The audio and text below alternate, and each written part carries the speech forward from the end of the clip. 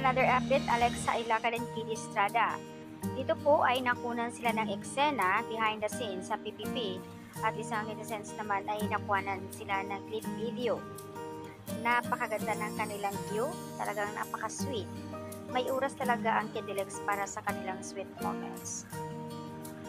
Ay, ang dami naman pong ayuda. Diyos ko, kinikilig ako dito sa dalawa. Parang nasa tabing dagat lang na nagpahangin. Thank you so much sa daming mga ayuda. At doon po sa isang clip video naman na kung saan magkasama rin ang dalawa, sila nag-shopping at nasa restaurant. Solid fan itong si Loki. So ayan po, sa kanya po yung post kung saan ay nakunan ang dalawa. At dito naman, kasama dito si MG Lastimosa. Behind the scene again sa PPP. Baka nga kasama si MG dito sa scene na ito.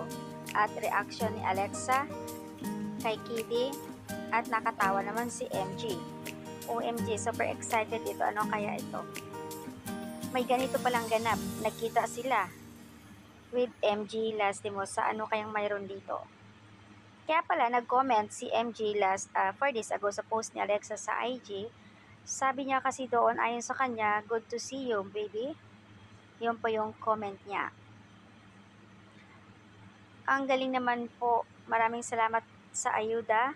At grabe, palagi nakabuntot talaga ang Kidilex. Oras talaga nila. Iba talaga yung oras sa scene. Iba yung oras talaga para sa sweet nila.